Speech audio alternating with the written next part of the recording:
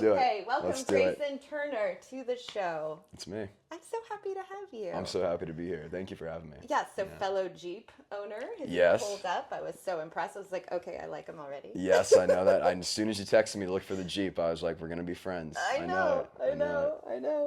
Long lost brother. Yeah. Long lost brother, tell me where you're from.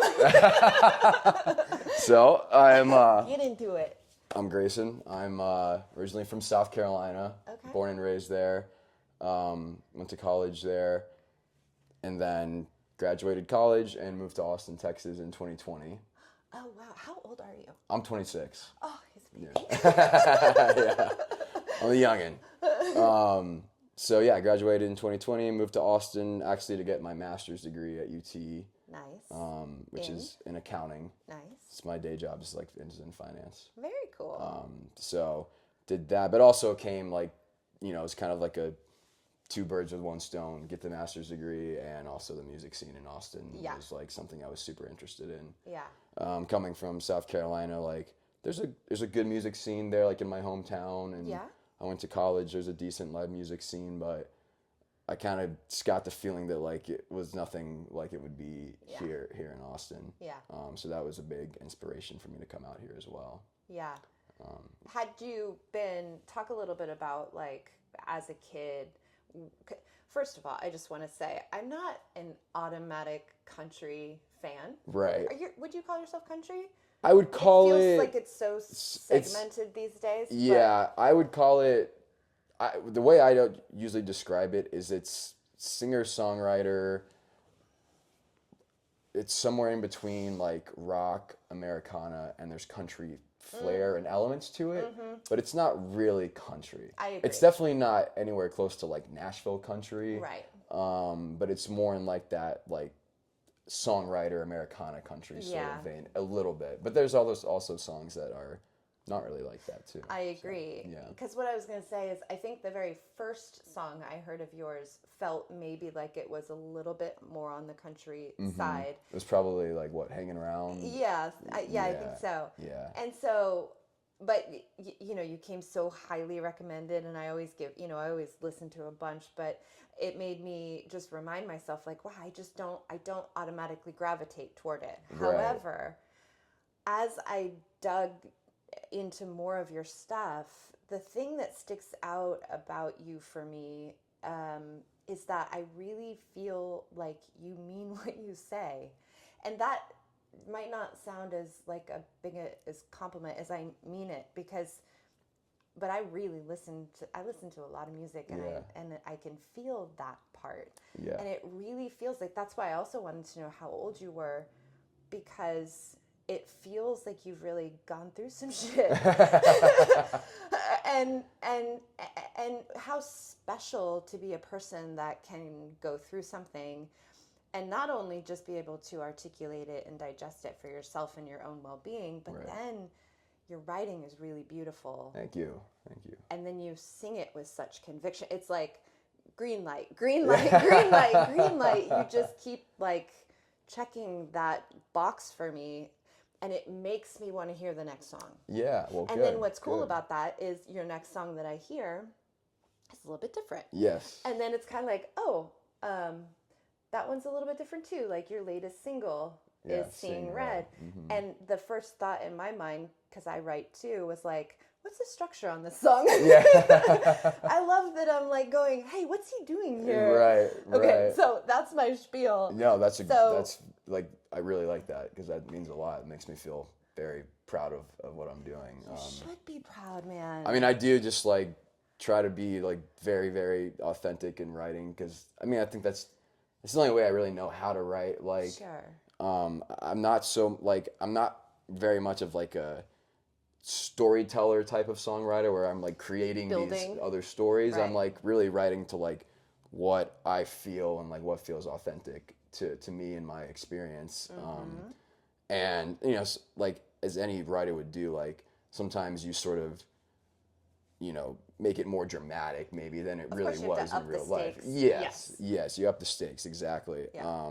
But everything, like all the lyrics, I try to be like just like coming straight from the heart. Yeah, you cut, I think a lot of people out there that listen to music from the writing side of it, it's hard to use less words. It's hard to find the right word and say something that could be complex, that we've all felt, but to say it simply. Yeah. That's hard to do. It is. It's very hard to do. And I think you do a really good job of doing that. Thank you. Cut straight through.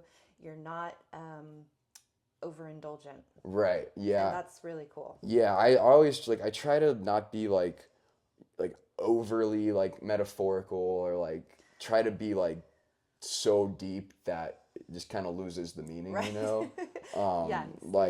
Because I always just like songwriting where it's a little more it's deep and it's complex, but it's it's just stated simply and you can understand what exactly is being said and what's the emotion that's being conveyed. Yeah, I'm picturing a water line and you're just perfectly below the surface. Right. You're not too crazy deep. Right. You can still see it. That's a very good metaphor. I like that. I always think that. I, on the other hand, love to be indulgent. Well, maybe it's probably me just not even having the whatever brain capacity to go that deep. I'm gonna go a little bit deep, and then that's where I sit nicely. I think as soon as I'll lose the whole idea if I start trying to go too deep into swimming it. off. Yeah, right. Yeah. Totally. Yeah. How long? Talk a little bit about how all this started for you. Were you a musical kid, or what's the path there? Yeah. So I'll talk a lot a bit about it actually because there's a whole. It's just my whole life has been music or entertainment since I was a kid, in some capacity. Mm-hmm. So I don't come from a musical family really, other than just two parents that love music and love to listen. But growing up, they were showing me all of their favorite artists and favorite songs just when we were driving in the car or on the radio or whatever. And it was always just it was classic rock and 80s stuff. And my dad my dad likes the blues a lot. So all that sort of stuff. And Elvis Presley was one of my favorites growing up and still is. So just from a young age, I was just hearing all this kind of classic music. And for whatever reason, I really, really just loved to sing along to it. Mm-hmm. More so than the average kid probably. I was picking up the lyrics and really singing harmonizing. The song. Yeah. Your dad's Yeah. So literally they were just kind of picked up on the fact that it seemed like I enjoyed singing. Yeah. So they're hey, you seem like you like singing. Do you want to take singing lessons? Do you want to go do karaoke? What do you want to do? You like this, you should do it more. And so, literally from the time I was probably 5 or 6 years old, I would go do karaoke at Saturday nights at our local Mexican restaurant in my hometown. And whenever we would go to the beach every summer, there'd be this one band we'd always go see, and they would let me get up there and sing a song with them. Oh, so fun. I was just from a young age I liked performing. I was I liked being, on the stage. Mm-hmm. I liked attention, of course. I'm only slightly kidding. But, so yeah, from a young age, it was just something that I couldn't really explain why or what it was. I gravitated to it. So then, moving on, I started taking singing lessons, doing talent shows and learning how to play guitar a little bit later on as well. And so, the first kind of really big kind of thing that I booked as an entertainer was I was 10 years old and I got hired to go play 10-year-old Elvis in the Cirque du Soleil show in Las Vegas called Viva Elvis. Oh my which gosh. no longer exists anymore. But it was I think it was kind of a short-lived show. Mm-hmm. So I'll tell the story there. It's kind of interesting. So I got hired. I'm gonna play 10-year-old Elvis in Las Vegas. And so I move out there with my mom and my brother, and we are out there for probably 5 months or so, doing rehearsals for the show. It's all crazy to me. And had you ever done gymnastics before? So here's the thing, yeah. So this was like the first Cirque du Soleil show where, like, in addition to all the crazy gymnastic stuff, there was gonna be just like acting. There was gonna be like so you're just not kind of normal swinging singing and there. acting. Yeah, Okay, exactly. gotcha. So I was hired. Like, yeah, I was by no means any sort of gymnast. I was hired to like act and sing as young Elvis in a couple scenes in the show. And there was all these other actors that were like in the show. Like there was an adult Elvis, obviously, and like all these people that they weren't, crazy gymnasts. They were just good singers and good actors who were in that part of the show. And this was going to be like the first Cirque du Soleil show that was kind of like that. Yeah. So did the rehearsals, and then like a month before the show was supposed to open, the creator of Cirque du Soleil comes to see like a dress rehearsal, and he's like, actually, let's just keep it all gymnastics. I don't like the acting stuff. Get rid of it. So me and like all the other actors in the show like were fired before the show even opened. So that was like, welcome to showbiz, kid, for me. Yeah. How did you feel about that? I mean, yeah, I still like can vividly remember Yeah. being told, like, I had just come out, like, we had like there was another kid also playing young Elvis because of like the child labor laws. We couldn't both do it every night. So me and the kid would go to our tutor every day for school. Yeah.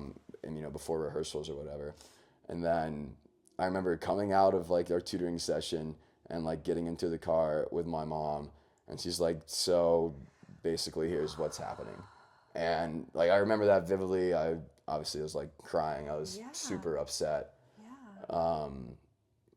And yeah, I mean it sucked, like, because I was like kind of like living my dream at that point, because like I said, I loved Elvis, and I still do, but he was like my biggest like inspiration and hero as a performer when I was a kid. Yeah. So yeah, I mean that was like, but in the end, like, it's probably like a good thing to learn early on. Is like, did it fuel you at all to be like, now I understand that I want this and I love this, and also super disappointing. Yeah. That too. But was there some fuel? I don't even know if I would call it. I think I was like sort of like too young to like fully turn it into turn that. it. Yeah, exactly. Like it was just like, oh, here's a thing that happened, and now I'm sad about it, and now I'm gonna go back home and like go back to my regular school with my friends, and it was just like, oh, what a swing! Right? Yeah. Of like whiplash. Right, and like, yeah, I think if it had happened when I was a little older, it definitely would have been like a fuel situation, like. But I think I was just like slightly too young for it to really be like that. It was just like, these things are happening to me, and like I like performing, so I just go take the opportunities that I'm given. So yeah, that all happened, and sort of like shortly after that all happened, I like wrote my first song. Like I had kind of just gotten good enough like on the guitar where I could play and sing at the same time. So that opened up songwriting for me. How old are you at this point? I think I wrote my first song when I was 11. Wow. And I even like I like went to like a studio in my hometown and like recorded it and stuff. It exists somewhere. Maybe not on the internet anymore, but at least on like a CD. You should put it on Spotify. Yeah. Just to really honor. Right. I feel like that's so sacred. Yeah. No. It was. It was. Yeah. And it was like really, just really cool to like have that. Yeah. As like such a young kid. Yeah. So that, I got into songwriting, and that was sort of a thing that like I didn't take super seriously. It was just like something that was there for me to do when I felt like it. I think, I was like, like going back to the Cirque du Soleil thing, I was a little maybe like the opposite of fueled. Like I was a little scared now of like, like how much do I want to expose myself to like really going for all this. Fair. And at that, so I got through middle school, got into high school, and I was just like, I was playing with my band, and I was playing gigs around my hometown, like just a few times a month for fun, because I still enjoyed doing it, but I was never like really fully going for it at that point. I kind of had this idea that like, I wanted to like still just be like a normal high schooler and like play my sports and like have my friends and just hang out, and not like focus everything on like my little extracurricular activity that I had, right? So, but I did, when I was 15, I did American Idol, as sort of like another like, let's give it a shot type of thing. And got to, like, I went to Hollywood, got the golden ticket, or whatever, and went out there, made it through a couple rounds in Hollywood week, and then got cut during like the group rounds of the auditions. So that's probably, you know, in the top like 120 or something, I would say, when I got cut. And so then there's like another thing where it's like you kind of, I made it a little bit far and I like had things going well, and then it, you know, it ends. Can I ask you, generally, what was the general experience? Because I used to work in that business, and I know a lot of friends that have been on shows like that, and you hear different perspectives. But what was your general experience? Yeah, I mean, like, it was really fun, like just having that whole experience, going out to California and like being surrounded by all these really talented singers and just getting to meet them and hang out with them. And sort of like just like the sort of allure of it all, like getting to meet the celebrity judges and like them liking you, like that's a really good being seen feeling. Yeah, exactly, being seen. And they even showed my like audition on TV and stuff, which, you know, they don't show like all of them, so like that was really cool. But you know, I think there's also like a lot of stuff that goes on behind the scenes at those shows where like obviously it's kind of like the producers are pulling the strings more so than anything else, which that's how reality TV works. So business, baby. Yeah, exactly. And like I knew that going in. Like I wasn't like I was to know it and to go go experience it is very different. Yeah, and it's kind of, I mean, it's interesting seeing like kind of the ways they try to make people crack or like kind of go crazy under like the pressure that they're trying to put you under. It's almost like an artificial pressure that they like make up to put on you to like try to see who will break, because obviously that when someone cracks under that pressure, it makes for good TV.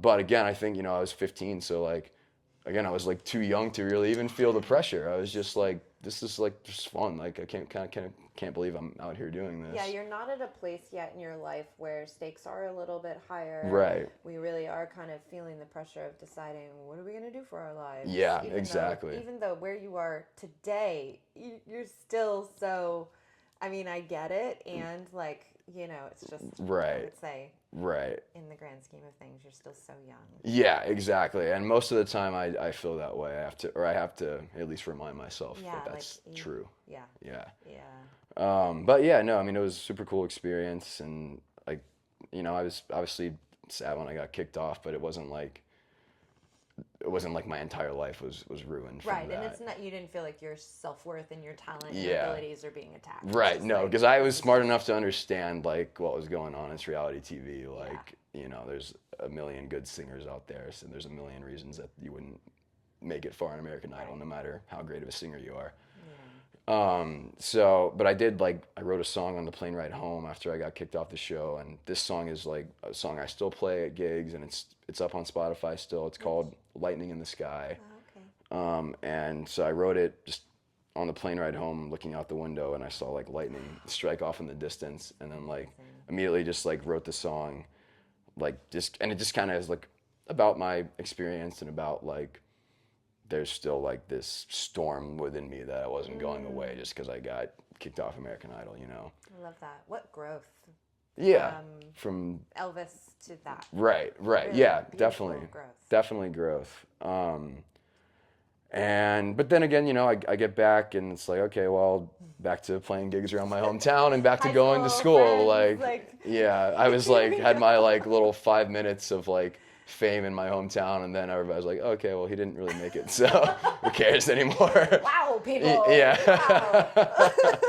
Wow. Yeah, so yeah, that's funny. But and then again, went off to college, played occasionally in college, but I was like, I had this idea that I was like gonna get a stable day job and have like a good degree and all that stuff, because like I always wanted to just be able to fall back on that. Sure. Smart. Yeah, you know, I mean, I think it is smart. I don't know if it was me being like scared to like fully go for music, and Yeah. But now, like, regardless, where I am now, I definitely don't regret any of that because I'm in a good spot now. Where I'm able to like do both, and I'm able to like be a little like pickier about like the music that I do, the gigs that I take, and like just I'm able to like strategize a little more because I have like a stable day job and whatnot. Yeah. So yeah, I don't regret anything that I did. But I probably did play into the decision. Like it was just always kind of like instilled in me by my parents was like, you're like music. We will always support you. Like do whatever you want with it, but like it's also good to have something to fall back on. Like you don't want to be a starving artist for your whole life if you don't have to. Yeah. So again, like it all worked out nicely. But yeah, so I went to college and kind of would play gigs occasionally and was more focused on just having fun and getting my degree and whatnot. And so when I got to Austin in the fall of 2020, I was like, gosh, so that's COVID. yeah, exactly. It's COVID. Moving to a city where I don't know a single person. Really? Yeah, I knew literally nobody. Oh, I came out here with my dog. Like, wow. I moved into my little condo in West Campus, and start going to grad school. Yeah. And it's like really hard to meet people because like we did have some in-person classes, but we're all like spread out in the class and wearing masks and stuff. And like, I don't know, it was just weird. It was a weird time to try to like meet people. 100%. So I get here and I'm Welcome like, to Austin. yeah. I'm like, damn, I am like that's the point where I start thinking like, what actually am I doing with my life? Like, you had a lot of time to think. Yeah, exactly. Too much, a lot of probably. time, and I'm studying accounting, getting a master's degree, and I'm like, how did I really end up here? Is that really like what I want to do? It was just like something in college that I like took an accounting class and was good at it, and I liked it well enough. And I was like, okay, I'll just major in this. That'll be a nice, stable career. Yeah. Easy. Yeah, and so I just like found myself a couple years later here getting a master's degree. And of course, the music thing is still in the back of my mind. Like, Austin's got a great music scene. I need to explore it. But obviously, COVID was going on, so that was kind of weird. And that's when I just like, I started writing more at that point. That's when I started writing a lot of the songs that are on this current project, this current album that I'm working on is like, they're from that era of my life. And up until then, I was writing like very sporadically from the point where I wrote my first song to that point, like, less than like 10 songs a year for sure, I would say, like very, very sporadically. Like it wasn't something that I was like in that habit of doing. It wasn't a practice. Yeah, exactly. It was something that I did when I was like struck by an idea or I needed to. Yeah. Steam getting out of the pot. Right. Whereas now it's more of like a thing that I practice and work on and do and like devote time. Crafting. Yes. Yeah. But when I first moved here and just had a lot of downtime and didn't really have friends at that point yet, so I spent a lot of time just by myself writing and drinking and just kind of like wallowing a little bit. And that's where a lot of like the songs came from, especially some of like the darker ones, or at least the basis for a lot of these songs. And I started them and didn't look at them for a year and came back to them later.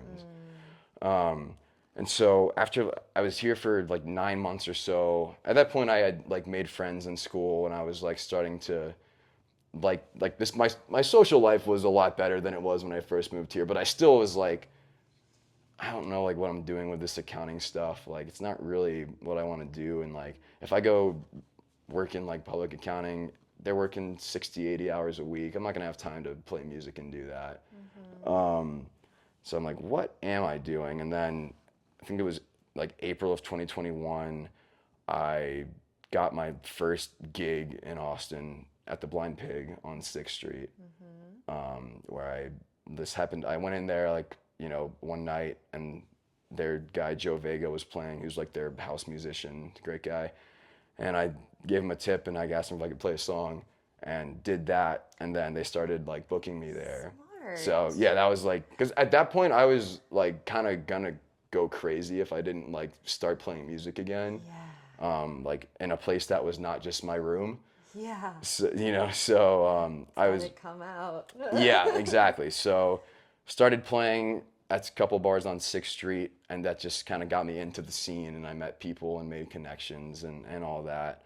Um, and then I ended up like finding a job where it was a little like more laid back schedule wise, where I could like, just more of like a normal 9 to 5 type of job, and I work remotely. Then I've been doing the job since 2021. I'm still on the same thing, and it's a good job, and gives me time to like focus on music and also like invest in my music stuff.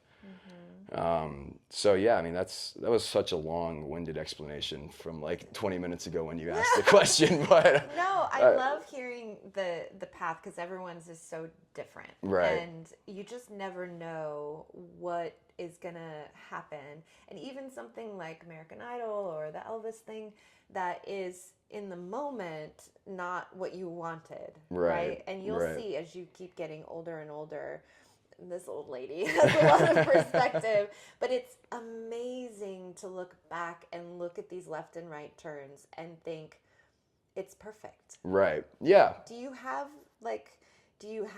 go back and kind of look? Do you like to be a little rear view mirrored, not to dwell, but just to no, like look? for sure. I mean, I think it's actually a really good thing for me to do is look back and then appreciate where I am now. Like I have a hard time doing that sometimes because I'm so like, now I'm just so like goal and oriented and like very focused on like making a career out of music and like growing. And so I have to like remind myself to look back and be like, what was like the gigs I was doing a year ago, like what I was doing a year ago, like I've made leaps and bounds since then, and like. And it's like, it's very hard to do that, for me at least, but I think it's hard for a lot of people in this business to like, because you just want like the next big thing. Yeah. And it's like, I kind of have this fear that like I will never actually be like satisfied by like anything that I achieve, even if I like achieve my wildest dreams. Like, I don't know, there's like this like feeling in me that's like, it'll never be enough for me. But that's why I like really try to like work on like practicing gratitude. And I was just gonna say, what's your relationship with gratitude in the moment? And that is the antidote. It's gotten for your fear. Yeah, absolutely. It's gotten so much better. This moment right here. I mean, I just realized through the last 7 months of my life very, very clearly that, and even my license plate on my Jeep says this is it. Oh, okay, I didn't see that. That's what that's for. Yeah, this is it, right? This is it. Yeah. And I think if we can really, truly, genuinely, authentically surrender to that this is the moment that we have. Yes, you're going to go as far as you want. And you have to be able to hold both of those. Right. Can you sit, though, mostly in the gratitude of the present? Yes. That's the secret, man. That is. And I've gotten a lot better at, like, realizing that and learning how to do it. But, yeah, no, there was, like I sort of, like, created this, like, turning point for myself, about 2 years ago now at this point, where I was like, up until that point, and like living in Austin, like it was so exciting to come out here and like have all this opportunity in front of me with school and with the music scene. And then like when things didn't feel the way I thought they would feel, I really let it get to me, and sort of like entered like a pretty like hard depression, really. And again, like that's where a lot of the songs came from, was like those feelings. I can feel that. Yeah, right. Which is good. Like, I'm glad that you can feel them, and I like playing those songs now because it reminds me of where I am now and where I used to be. But yeah, so yeah, about 2 years ago, I like decided to like really like take back control of my life pretty much, and stop being like, things are happening to me, but I am making things happen, and I'm in control of how I feel and what I choose to do and how I choose to devote my time. The things that happen for me. Yes, yeah. And when that like sort of clicked in my brain, and it came along with like lifestyle changes. It wasn't just like you could just flip a switch in your brain and fix all that. I had to like. Yeah. What else did you do specifically? Like, so, I mean, from the time that I kind of moved to Austin up until about 2 years ago, I was like, I had like a very bad relationship with weed and with less so with drinking, but a little bit with drinking, where I was just like, it was negatively affecting me, and it was stopping me from like really pursuing, like reducing productivity and goals and fire. Exactly. Okay. I mean, and like it was when I knew it was like getting really bad was when it was getting to the point where like I had a gig to go to, and it was like I had to make sure I smoked weed before I went to it, and then because I was like having anxiety, but then that didn't help. It made me feel worse. And I knew it was like getting bad when I like had to like call a gig and be like, hey, like I can't come, like I'm not feeling well, like you know what I mean? That's a wake up. Yeah, that's a wake up for sure. And so like just kind of realizing that like it was just what I was doing, the way I was living was just really holding me back from like getting to the next step with my music career. Yeah. Like, and so that and like getting back into like going to the gym, like that was like a big thing for me that really, really helped me just like turn my headspace around. Oh, I mean, there is nothing like I've been having to go to PT, and I'm like, I never regret going. Yeah. Not once have I ever regretted going to Pilates or PT. Exactly. And that's just what I have to tell myself before. Like, okay, Kat. Yes. Future Kat is gonna love you. Yes, exactly. No matter. I try to take care of future Kat. Yeah, that's like such a good way to look at it. I make my coffee in the night. For future Kat. For future Kat in the morning, yes. And I'm so excited for her. Yes, exactly. Oh, see, that's my addiction now is coffee. Like, but just I should have put a pot on. That's okay. I already had too much this morning. I know, like, me too, but I was gonna come in here and like be jumping on this if I had another one. So it's okay. Some other time. Yes, another time. But yeah, just like. I sort of did just like a very quick like 180 where I was just like, I'm just gonna fix these things in my life. And it also like mushroom trip kind of like helped me like actually fully turn that around. Yeah, people keep telling, I keep hearing. So if my parents listen to this, sorry mom and dad. Go like that. Just don't even turn this part off. or my day job, don't listen to this either. Yeah. But it actually like just sort of like put everything in perspective where I was like very quickly able to like do this 180 and like change my lifestyle and like just kind of fix my entire mindset of like reframe. Yeah, or a complete reframe of like feeling like a victim to feeling like I had control over my life again. Yeah. So.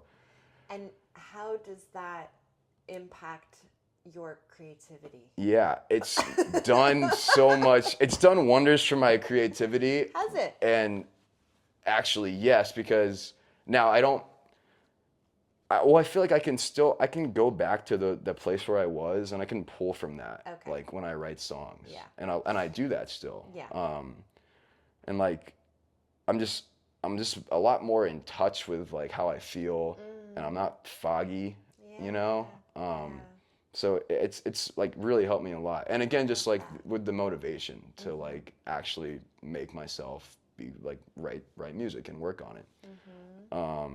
And so like obviously like there is something to be said for like when you're in those dark times in your life, the bowels and drama and chaos, and it's like, oh, I can make the best art when I'm there, when everything's falling apart. I can make these like beautiful pieces of art, which like I guess there is something to be said for that, and like people have proven it, you know, throughout history. Yeah. But I don't know. That also feels sort of like this like lie that we tell ourselves to just as another reason to like not get out of that. Yeah, to not get better. And so like I definitely feel like I've had those experiences and they are like something to draw from and to reflect on and to think about, especially when I'm writing, because you know, I most of my songs, they tend to be a little more like even if they're like upbeat and they're got a good groove and energy to them, lyrically they're usually more on like the melancholy side than the happy side. I love that contrast. Yeah. Like, and yeah. You know, I think that's like the next thing I'm trying to focus on is like, how can I write more like happy stuff? But I have like, don't write it too happy. Exactly. I'm not trying to be like Jack Johnson over here. Right. Or I'm not trying to be Pharrell because I'm happy. Clap along. And I don't want to be cheesy. You know what I mean? Yeah. Happy songs. I mean, I don't automatically hate a happy song. No. However, I love a like break my heart but make me dance song. Yeah, exactly. Like, you gotta break my heart a little bit. Right, you know right, what I mean? yeah. That's what I...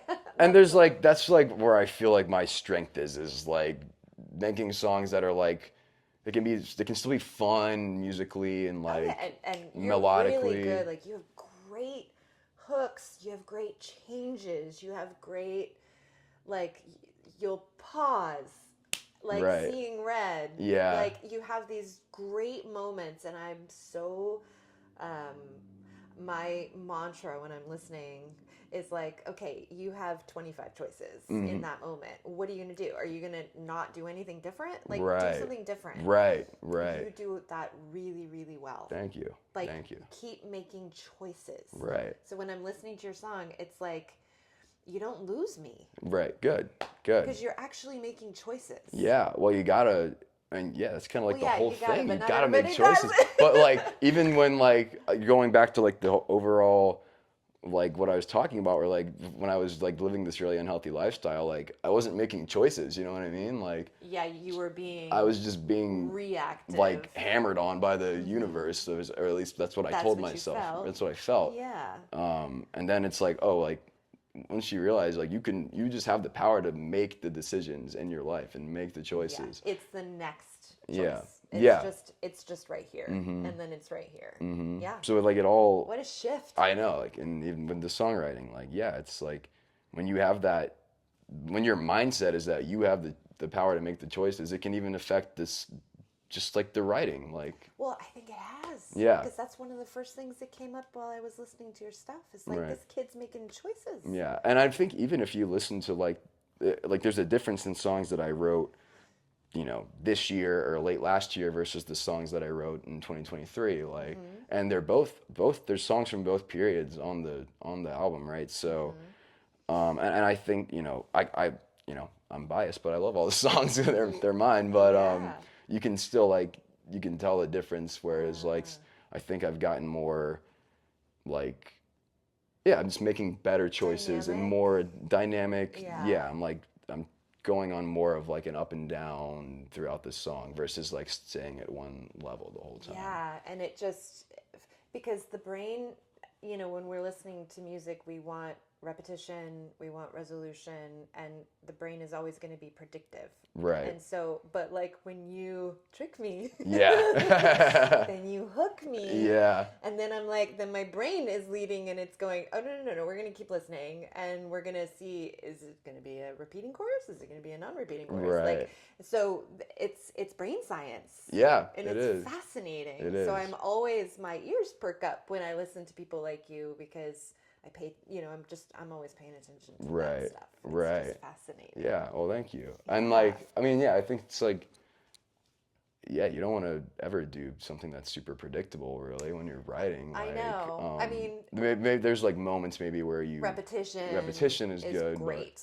Like, it's always good to like catch people off guard lyrically or like with the song structure. It's like a lot of my songs will be like the first verse is like slightly different, like from like the chord structure is different in the second verse or something. Just like things like that where it's like, just kind of like throws you off a little bit. And my band, of course, like loves that I do that. They're like, oh, great. Like, here's another song where I have to learn two different verses. Like, yeah.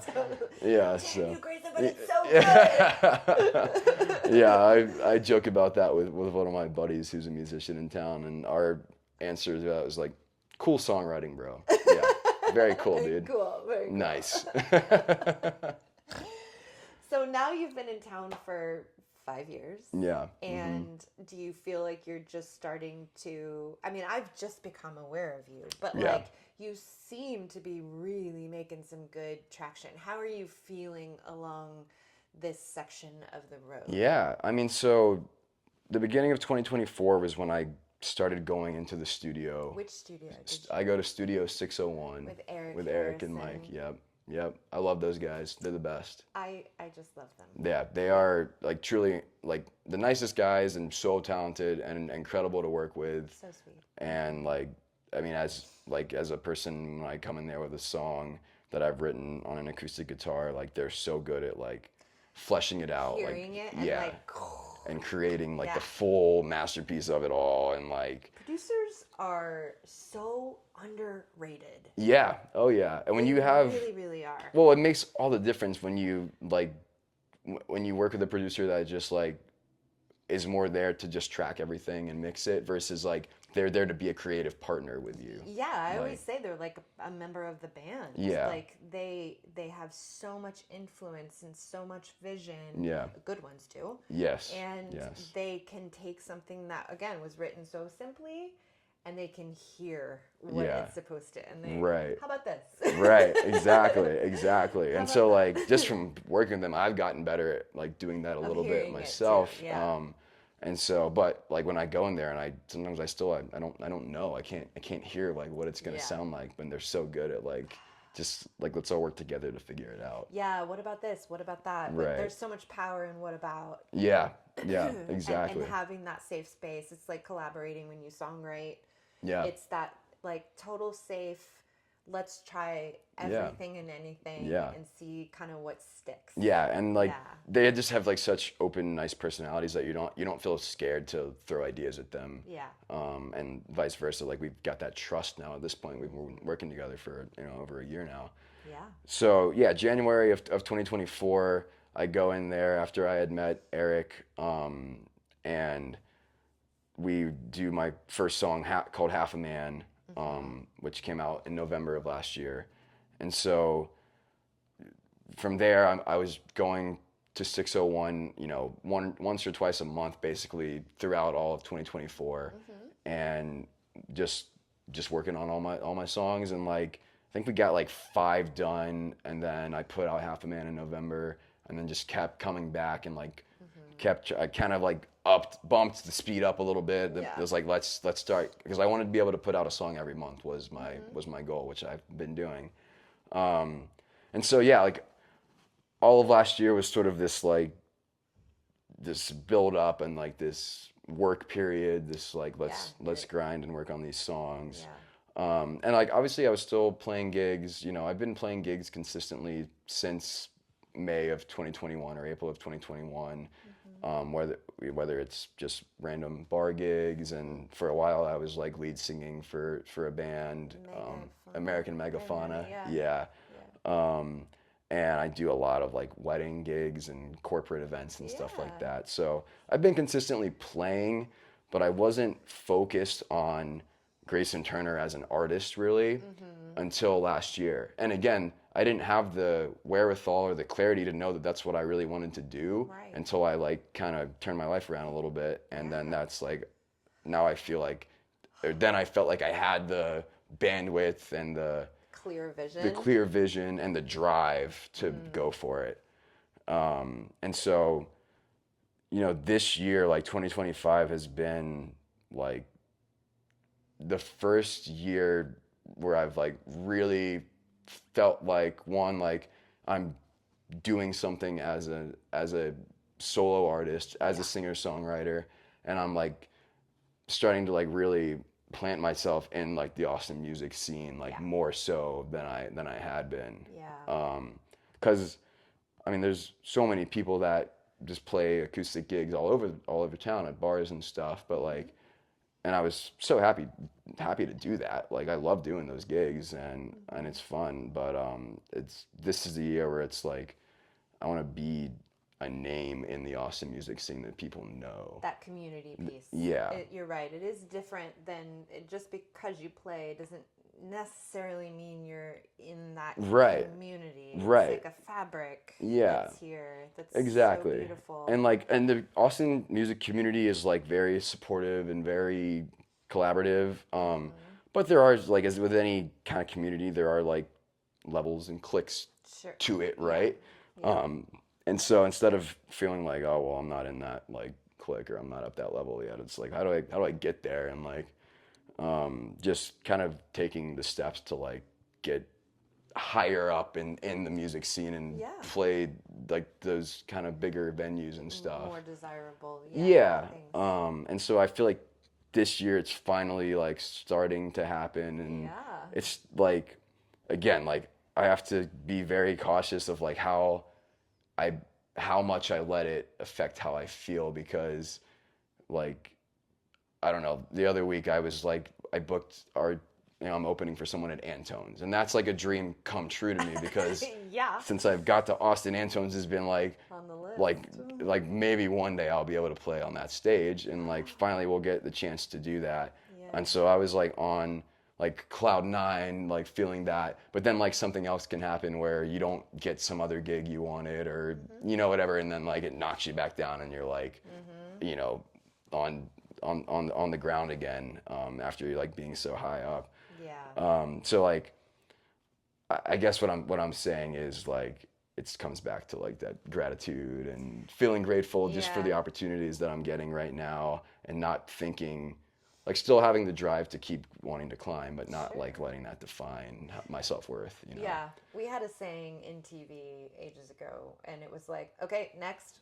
It was like, you book it, next, like feel it, yay, be happy, awesome, next, and just always pushing yourself to that next thing with gratitude. That piece is really important too. It's like a balance. Not letting it, not ever sitting too long in Antone's. Right. Yeah. Go in, play, come out, done, next. Yes. And like the hope obviously is that because you've done that now, that like that can be like a springboard to other great things. And you're so here's the good news. You're so talented. So like, just keep playing and just keep doing your thing. Yeah. Because the talent piece, and when you're actually up there, speaks for itself. Good. So like, Yeah, thank you. And you. it's only things that's only something that someone from the outside, like, you need to believe that, obviously. Right. And I think you do, because you're getting up there on stage, which is terrifying to some of us. But like, so you need to believe it to a point, but also you need to really hear it from the people that are around you, of like, yes, this is what we see. Yes. And like, this year, like, meeting like Aaron Rocklin and like all these people that are like that I feel like see the potential and they see the vision that I have, and like they see it, they support that with me. That's like been really great. And yeah, I think like it's exactly like you said, like I'm just gonna keep playing and keep doing what I'm doing, and like because you love it. Because I love doing like, it. That's the and tether. You have to stay. Couldn't see myself like, I don't know what I would be doing if I wasn't, Yeah. Yeah, you would probably burst. I think so. Like, I think you might explode. Like, like again, like I'm a smart guy. I'm good at my day job, but it's not what my life is about. Like, it's not your soul's passion. Yeah, exactly. And so I think this year I'm like really just like starting to realize that if I just keep doing what I'm doing and just stay focused and keep honing my craft, like the things that I want, like, will come to me. And there's not 100%. like, it's nice to like write out your goals and set timelines for them, but you don't want to ever be too much like, I have to have played this stage by this time or whatever. Like, but I did have like goals in mind for 2025. Like, there's certain venues that if I could play there, it would represent like growth to me. Like, and so like, obviously like Antone's, I didn't even really see something like that, coming. But again, like just knowing people and being in the community, I get to open for a friend who's incredibly talented. And like, we're playing at Sagebrush in July, which was like another venue that I had on my list as like venues that I would really like to play this year. And so, yeah, it's just like, it's all feels like it's like starting to come together. Yeah. I can feel that too. It's starting to, I forget the big word for it, but yes, it's all like coming together. Right. And it's all just like, it all feels sort of like each facet of life just like is starting to feel more connected to me, where it's like, if I'm prioritizing like my health and my well-being and my, mental health, like it's allowing me to prioritize my career goals, and like it just feels like it all kind of like grows together. You know what I mean? Yeah. Yeah. Yeah. I see it as like the top of the pyramid, and you're at the top of your pyramid. And it's like you have to take care of you up there. All of those things you just said, and then it all comes and feeds the entire support. Yeah, exactly. And so like that's the visual I always use for me, and I know when I'm off track. Right. I know when I'm out of balance. Right. Yeah. And I got to get straight again. Mm-hmm. Yeah, but I think you're right. I think you know exactly what to pay attention to, what to focus on, and then there's that sense of gratitude and trust that if I'm really truly enjoying myself, if this is really the intersection of my gifts and my passion, right, and I'm sitting my butt in the middle of that intersection, then what else is there? Right. Yeah. Exactly. There's nothing else. There is not. This is it. Yeah, it's like it gets, it sounds like so simple to say it like that. Because the world is so full of distractions. Yeah.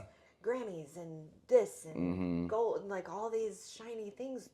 That's great, but they're distractions from that intersection. Right. And if you get off of that intersection, well, then you're not doing it the way that you want to be doing it. Yeah, exactly. Yeah. Exactly. And I just, like you said, I'm a young guy. Like I have, for a while there, I was like telling myself like, oh my God, like I'm running out of time to like actually make something. Well, because again, I was comparing myself to like, to like all these people that are like, 20, 21 and like making, like blowing up in the music industry, which is like dumb to compare yourself in that way. But you're human, right? We all do it. Yeah, of course, we're gonna do it. But I, so I was like really like down on myself for a while there. Like, oh, like I'm like already 25 and like haven't even done anything yet. Yeah, exactly. Yeah. But yeah, no. Now I like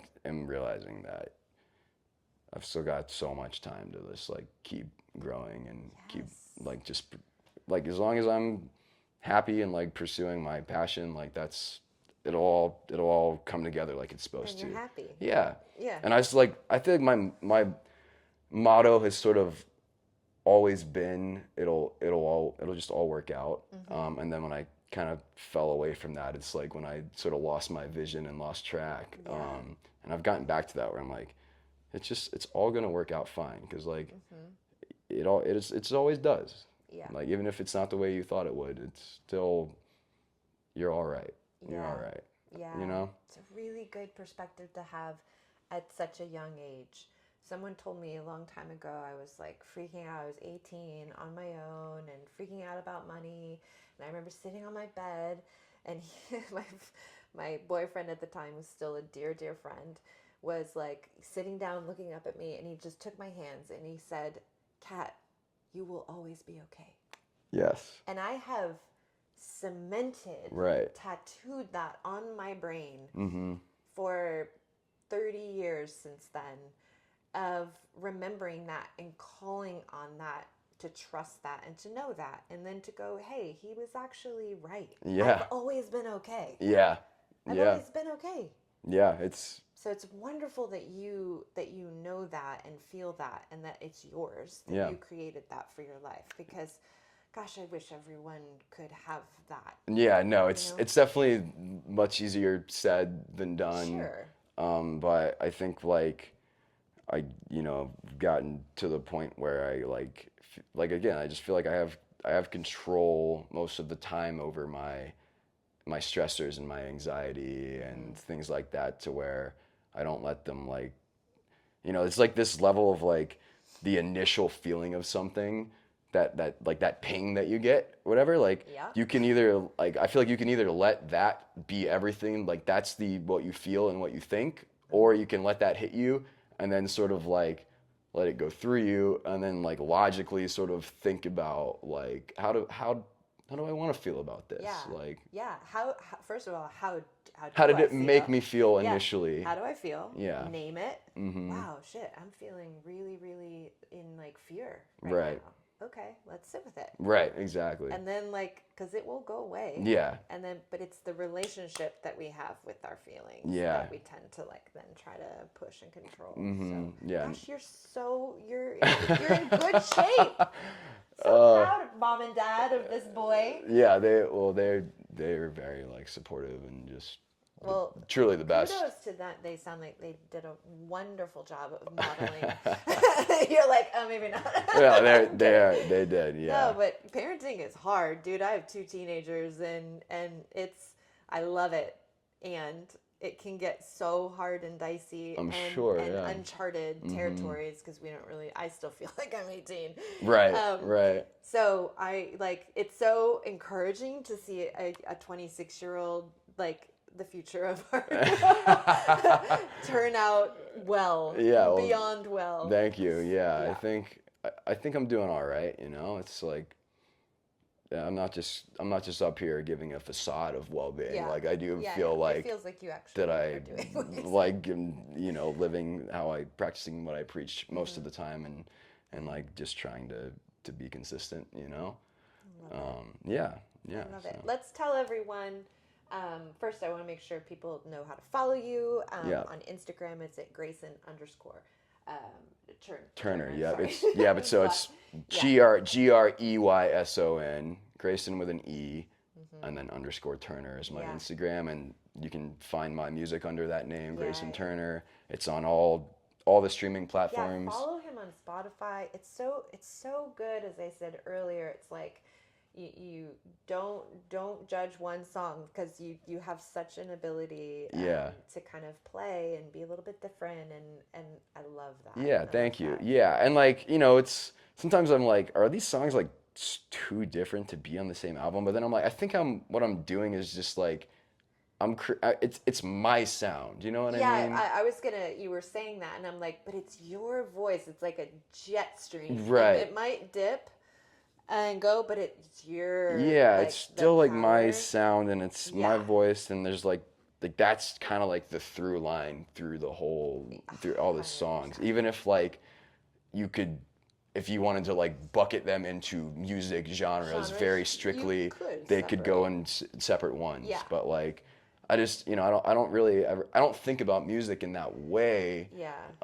Because like I think if you look at like a lot of like if you look at like Tyler Childers' music or like Zach Bryan, like it's in the country genre, and it is, but like also like a lot of those songs could have been like 90s like rock songs too if they just had like slightly different instrumentation and there wasn't so much of a twang when you sang it or something. You know what I mean? So like I don't know, I just choose not to like look at music like so strictly in those genre boxes because I don't think that's, especially now, like in today's world, it's all interconnected. Yeah, and I think less and less, you know, back when I was a kid listening to music and really like in the heart of the 80s, things were so compartmentalized. You know, there was really very little exception to that. Right, yeah. And I really, you know, having been really into music for all these decades since, that is just less and less and less. And now you have like so much crossover. Yeah. And like, it's awesome. Yeah, it's like intersectionality is just like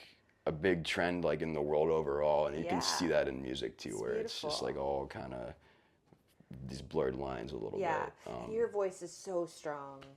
Thank you. It's just so strong. Thank you. Yeah, it's wonderful. Okay, so we want you to go see him play. Yes. So two big ones coming up, June 19th at Buck's Backyard in Buda. June 26th at Antone's. Opening up. Who are you opening up for? I'm opening up for Zach Morgan and friends. Yeah. So, you know Zach Morgan? No. He's heard of him. He's just like an incredible piano player and just like a very like connected guy in the Austin music scene. Yeah. So they're actually the whole thing is like a sort of so Fish is coming to Moody Center that weekend. So and he's like a big jam band guy. Gotcha. As are you. As with am the I. Dead? Yes, with the Dead. So it's sort of like a opening night, like party kind of thing, night zero show. And so yeah, my band's gonna open. We're gonna be playing, my original stuff, but I think we're gonna kind of jam it up a little bit. You should probably. Yeah. Oh no, trust me. And like the guys that play in my band are like just incredible musicians. So whenever we play, like we do jam very, very hard, which is so much fun. So yeah, June 26th, opening for Zach at Antone's, and then the other one I'll say is July 17th. I'm going to be playing along with the West Texas Exiles, Eric's band. Yes, of course. So at Sagebrush. Sagebrush, great. Yeah. Well, that'll be a great show. It's a great space. Yeah, I'm really excited for that one too. Some dancing. Yeah, some dancing. I think it's like right out. It's Thursday. It's a Thursday night, so I think that's when they do the two-stepping lessons.